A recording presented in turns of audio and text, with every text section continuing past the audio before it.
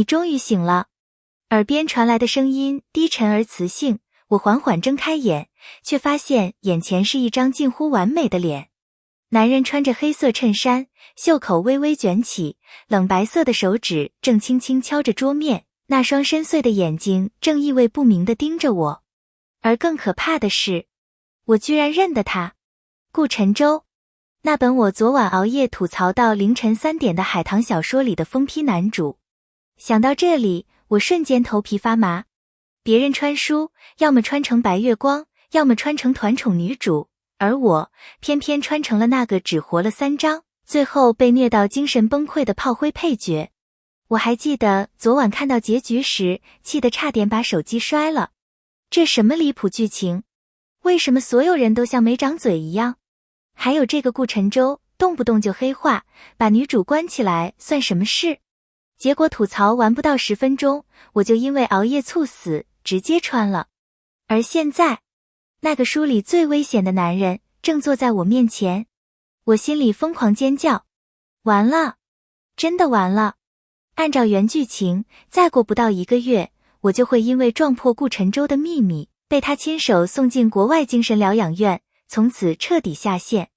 想到这里，我瞬间坐直身体。不行，我必须活下去。然而就在这时，脑海里忽然响起一道冰冷机械音。叮，纯爱系统绑定成功。宿主任务，在海棠世界中推动纯爱剧情。任务失败惩罚，立即死亡。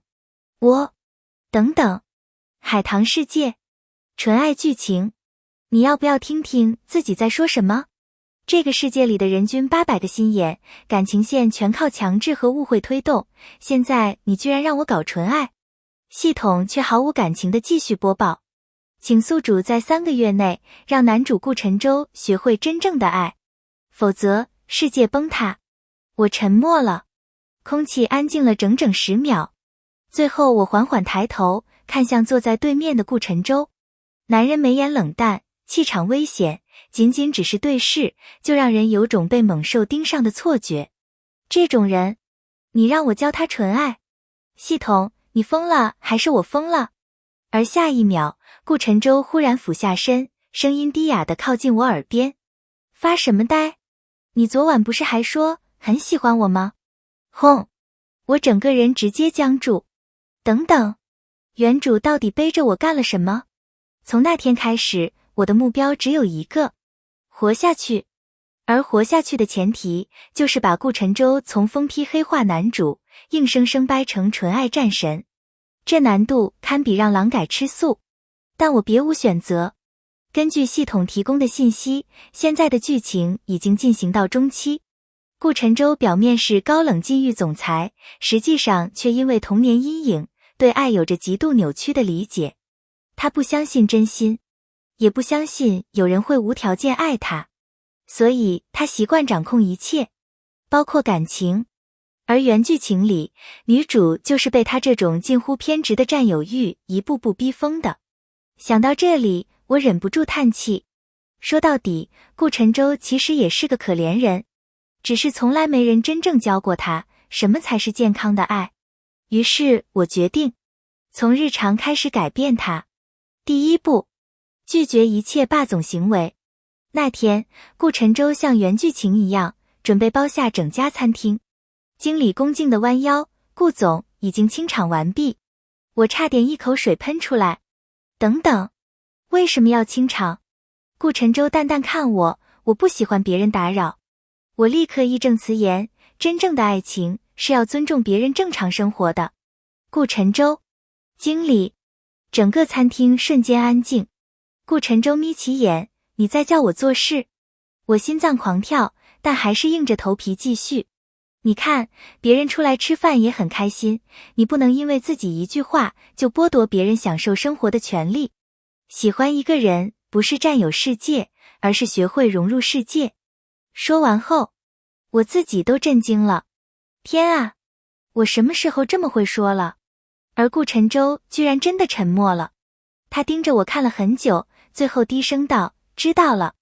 那一刻，我忽然发现，他并不像表面那么不可救药，他只是太孤独了。后来，我开始带他体验各种普通人的生活，一起坐地铁，一起吃路边摊，一起去夜市抓娃娃。顾晨舟一开始极度嫌弃，这种地方很吵，空气质量不好，人太多了。可后来，他会默默替我挡住拥挤的人群，会在我吃到辣时递来冰水，会在我抓不到娃娃时沉着脸连续投币20次。那天夜晚，霓虹灯映在他眼底，我忽然意识到，也许所谓纯爱，从来不是轰轰烈烈，而是在漫长细碎的陪伴里，一个人慢慢学会如何去爱。真正让我意识到事情不对劲，是在一次宴会上。原剧情里，这场宴会是重要转折点，顾晨舟会因为误会女主背叛自己，彻底黑化。而我这次提前拦下了那杯被人动过手脚的酒。别喝。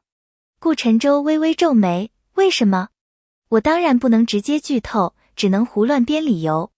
因为我今天右眼一直跳。顾晨舟。旁边的人也满脸复杂，显然没人想到我会用这么离谱的理由。但更离谱的是，顾晨舟居然真的没喝。后来事情果然败露，有人想借机陷害他，而顾晨舟站在人群中央，目光却一直落在我身上。那一刻，我忽然有种奇怪的感觉，好像他开始相信我了。宴会结束后，外面下起暴雨，我站在酒店门口，刚准备打车，头顶忽然落下一片阴影。顾晨舟撑着伞站在我旁边，雨声很大，城市霓虹被雨水晕染得模糊不清。他低声问我，为什么帮我？我愣了一下，因为系统任务，因为想活命，还是因为我不想看见他走向原本那个孤独而绝望的结局。我沉默很久，最后轻声开口，因为你值得被人真心对待。空气忽然安静，顾晨舟握着伞柄的手微微收紧。那天之后，他变了很多，他开始学着询问我的意见，开始学着控制情绪，甚至开始认真记住我随口提过的小习惯。可与此同时，我却越来越不安，因为我知道，我迟早会离开这个世界。系统任务完成后，我就会被强制送回现实。而顾晨舟怎么办？任务完成度达到 90% 的那天，系统忽然出现，宿主即将完成任务，请在7天后离开本世界。我怔住了，明明一开始我无时无刻不想回家，可现在听见离开2个字时，我心里却莫名发堵。尤其是看到顾晨舟的时候，他正在厨房学做我喜欢吃的糖醋排骨，高高在上的顾总此刻却围着围裙认真研究菜谱，油烟升腾，窗外夕阳温暖。这一幕忽然让我产生一种错觉，好像我们真的只是普通情侣，而不是小说世界里的角色。顾晨舟抬头看我，站在那里干什么？我鼻尖忽然有点酸。没什么，只是忽然发现，我好像也开始离不开你了。可我不能说，因为我知道，一旦离别到来，最痛苦的人一定会是他。那天晚上，我失眠了，而顾晨舟忽然从背后抱住我，他的声音低沉而温柔。最近为什么总躲着我？我身体微僵。没有，你有。他轻轻收紧手臂。是不是你要离开了？轰！我猛地睁大眼睛。他怎么会知道？顾晨舟低低笑了一声，可那笑意却带着说不出的苦涩。我最近总做梦，梦见你忽然消失，无论我怎么找，都找不到你。我呼吸发颤。原来